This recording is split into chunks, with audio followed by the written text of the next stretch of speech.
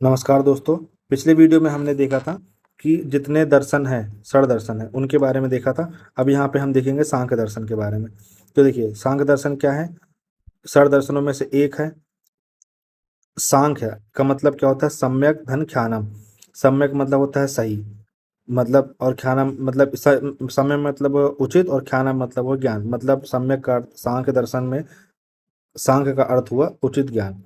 ठीक। अब ये सबसे प्राचीन दर्शन है इन पूरे षड दर्शनों में, और इसके प्रवर्तक कपिल मुनि है, और यह दर्शन अनीश्वरवादी है। ये आपको ध्यान रखना है। इसके अलावा आपको ध्यान रखना है कि जो कि जैसे कपिल मुनि के बारे में आ गया, तो कपिल मुनि जो है इसके प्रवर्तक हो गए, और इन्होंने सांख्य सूत्र लिखा और तत्व समास पुस्तक की रचना करी। ठीक है।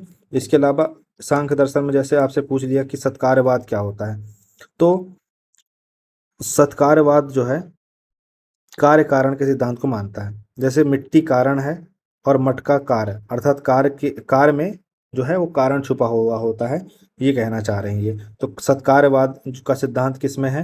तो ये आपके षड दर्शन में, सांख्य दर्शन में है। ठीक है। इसके अलावा अगर हम देखें, सांख्य दर्शन में परिणामवाद भी पूछता है। तो परिणामवाद क्या है? सत्कारवाद का एक भाग है। इसके अनुसार जो कारण कार्य में वास्तव में परिवर्तित होता है। जब कारण जो है, जैसे मिट्टी जो है घड़े में बदलती है, मिट्टी मटके में बदलती है, तो ये जो वास्तव में परिवर्तित होता है, इसी को ही परिणामवाद बोलते हैं। मतलब रिजल्टेंट एक प्रकार से हो गया। ठीक है। फिर जल्दी से हम देखते हैं द्वैतवाद क्या होता है। तो जगत का निर्माण प्रकृति और पुरुष के संयोग से हुआ है।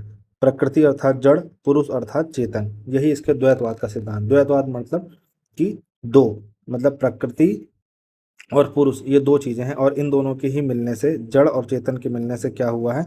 जीवन का या जगत का निर्माण होता है। फिर इसमें सांख्य दर्शन में पंच तन्मात्र एक कॉन्सेप्ट आता है, देख लेते हैं इसको जल्दी से। तो कलर बदल लेते हैं ना, चलिए रेड कर लेते हैं। तो जो पंच तन्मात्र होता है वो क्या होता है? ये होता है आपका रजस और सत्व गुण से मिलकर तन्मात्र का निर्माण होता है, जो कि निम्नलिखित है: रूप, शब्द, गंध, रस, स्पर्श। तो तीन प्रकार के गुण होते हैं: तमस, तम गुण, रजस गुण और सत्व गुण। ठीक है। तो रजस और सत्व गुण से मिलकर क्या बनता है? तन्मात्र बनता है। और रूप, शब्द, गंध, रस, स्पर्श, ये इसके क्या है? पंच तन्मात्र हैं। अच्छा, इसके बाद आप देखिए सांख्य दर्शन में प्रकृति के गुण। तो प्रकृति के गुण सत्वगुण, रजोगुण और तमोगुण, ये तीन गुण हैं। इसके अलावा पंच महाभूत, तो आप देखेंगे पृथ्वी, अग्नि, वायु, जल, आकाश, क्षितिज, जल, पावक, गगन, समीरा, ये सब हो गया। ठीक। इसके अलावा सांख्य दर्शन में दुख का कारण क्या बोला है? तो अज्ञान पुरुष अर्थात चेतना को वास्तविक स्थिति का ज्ञान नहीं होना। जो व्यक्ति है उसको वास्तविक स्थिति का ज्ञान नहीं होना ही अज्ञानता है या दुख का कारण है। अब दुख के प्रकार क्या हैं? तो एक दुख है शारीरिक और एक है मानसिक पीड़ा। फिर उसके बाद अधिभौतिक दुख और अधिदैविक दुख। तो एक होता है आध्यात्मिक दुख, ठीक है, जिसमें शारीरिक और मानसिक पीड़ा शामिल है। एक अधिभौतिक होता है हमारे दुख का कारण जब कोई और हो, ठीक है, जैसे दिल मेरा तोड़ दिया उसने।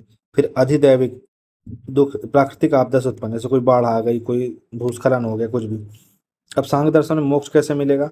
तो इसमें मोक्ष ऐसे मिलेगा कि ज्ञान से मिलेगा। जब प्रकृति और पुरुष में विभेद पता चल जाएगा आपको। ठीक है। मतलब आपको पता चल जाएगा कि भाई जो प्रकृति है और जो पुरुष है दोनों अलग अलग हैं, तब आपको ज्ञान मिल जाएगा। मोक्ष के प्रकार क्या है सांख्य दर्शन में? जीवन मुक्ति, जब जीते जी ज्ञान प्राप्त हो, जब यह पता चल जाए कि प्रकृति और पुरुष में विभेद है। विदेह मुक्ति, मृत्यु के पश्चात देह के समाप्त होने पर। तो आई होप सो कि आपको ये समझ में आया होगा, और आगे ऐसे ही दूसरे दर्शन जल्दी से हम कंटिन्यू करेंगे।